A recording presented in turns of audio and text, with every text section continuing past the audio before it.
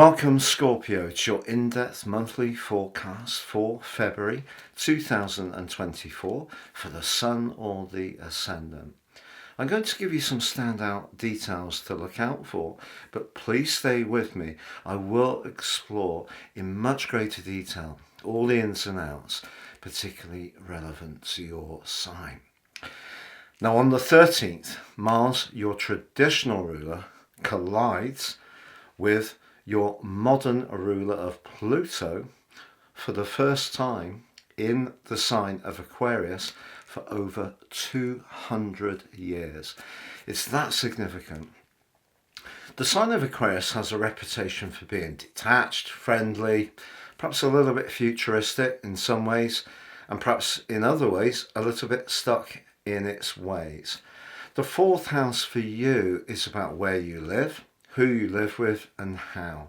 And that's the big story I'm going to share with you at the very heart of this second month of the year. You can ascend above this zodiac broadcast and understand the power of more serious astrology. If you give me 3 pieces of your personal birth data, of time, date and place, or date and place if you don't know your time, I can produce for you your life roadmap report, your character analysis. This is the foundation for all of our interactions in our lives.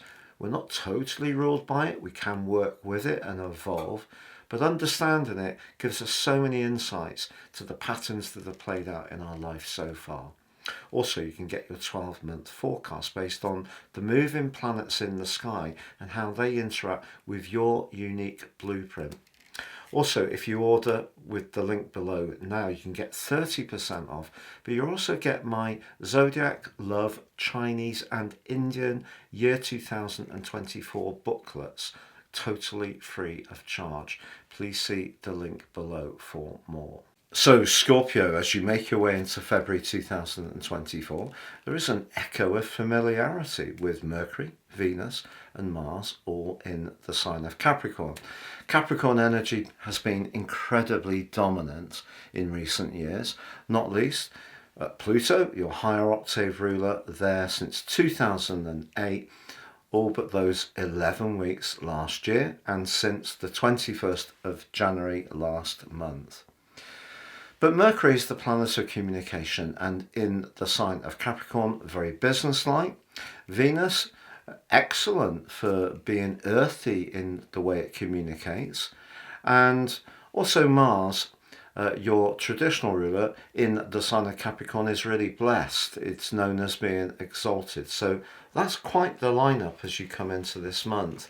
So there's a sense of excitement. You could find yourself talking about lots of different possibilities. But the Sun, as I mentioned, and Pluto are already in Aquarius. But on the 5th, the Sun in Aquarius forges an intriguing link to Chiron, the wounded healer. If there is something around your emotional life that you feel could benefit from some kind of review, now this could be a health check over, it could be deciding that you're going to commit to a particular way of eating, a dietary plan. It may be that you're going to shape your practical exercise routine, which is all the 6th house where Chiron is, but in a way which suits your family and emotional needs. So, are you going to do some exercises at home? There are all sorts of things we can watch on YouTube in terms of using tins of beans, or you may have some kit already in the comfort of your abode. But that could be very attractive to you, as could some home cooking. But on the 5th, Mercury moves into Aquarius to join up with the Sun, immediately aligns with your modern ruler of Pluto. You may find yourself having some quite deep conversations this month, and it could be with someone that you feel you can open up to a little bit more. Because one of the things that intrigues me about people of your sign is you can be quite blunt and outspoken when you make observations about other people, but when it comes to your own affairs, you tend to be much more shielded. And it's possible that other people are going to be much more outspoken to you in a kind of scorpionic way this month in a way you've never experienced before. And that could see, at some level, a sense of maybe being got at a little bit, that somebody is making some very pointed arguments to you. And that could come in from Pluto and Mercury applying to one another.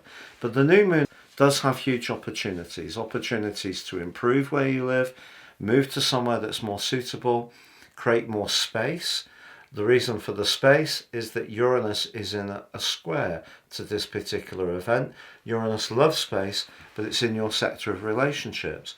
But do you want to create space from someone that you have been cohabiting with, whether it's a flatmate, a friend, a family member, such as someone could leave home or return home, it could be quite fluid, or is there a romantic relationship which is not working so well? I think that particular new moon could test that out. And the 13th, as I mentioned in my introduction, sees Mars apply to Pluto. Now this can be quite a war-like combination.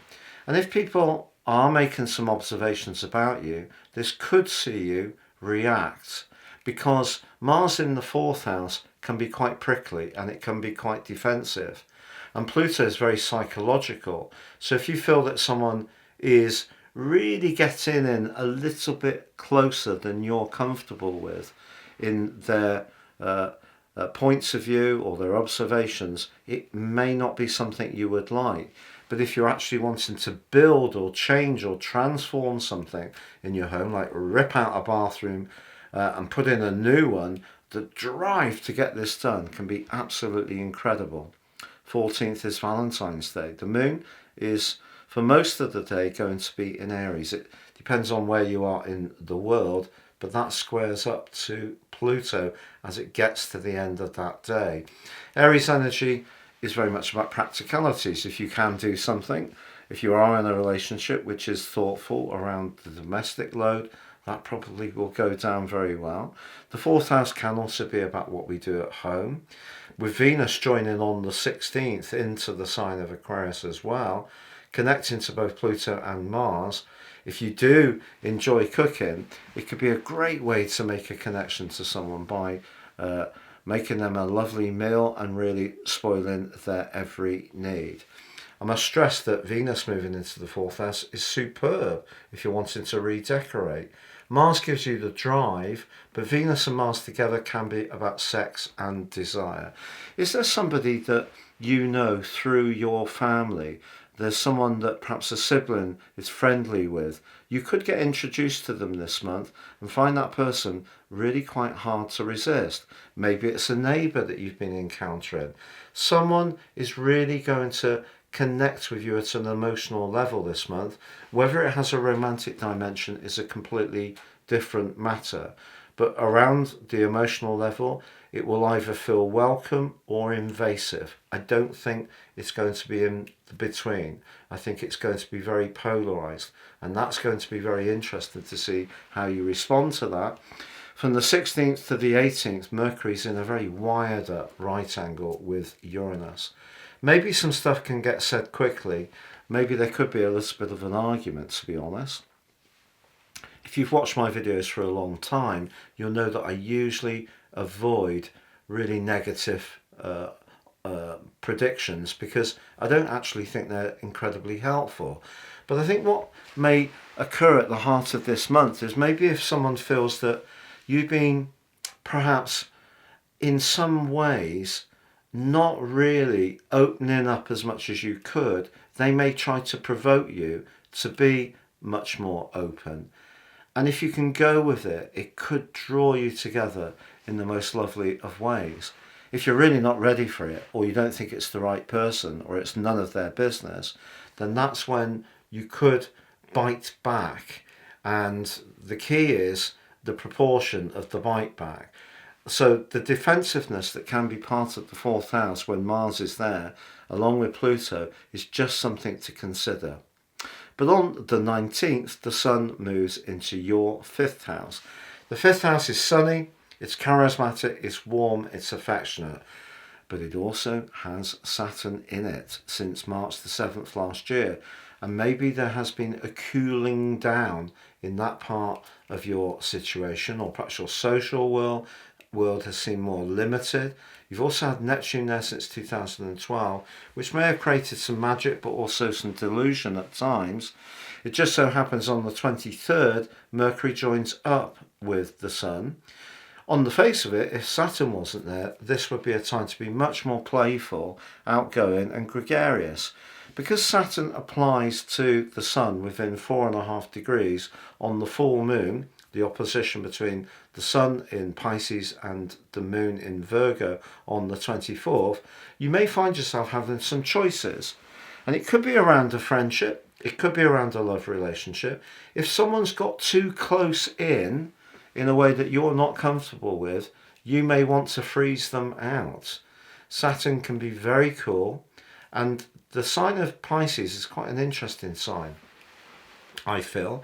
Can be very compassionate, hugely compassionate, very caring, very sacrificing, but also very, very cold if something doesn't feel right. So there could be some coldness that's going on, maybe from you, from someone to you. Maybe it is around your love life. Maybe a partner's not particularly impressed by some of your associations or friendships. Maybe if you're not seeing somebody, the fact that you're not seeing someone, maybe something somebody's commented on, you don't really want to hear their opinion. I think one of the things that this month is going to challenge you about, Scorpio, being really honest, is if someone feels that you in some way are controlling not necessarily them, but yourself to such a degree that there's a kind of an aura, a prickliness that they can't get beyond, that they could find actually frustrating.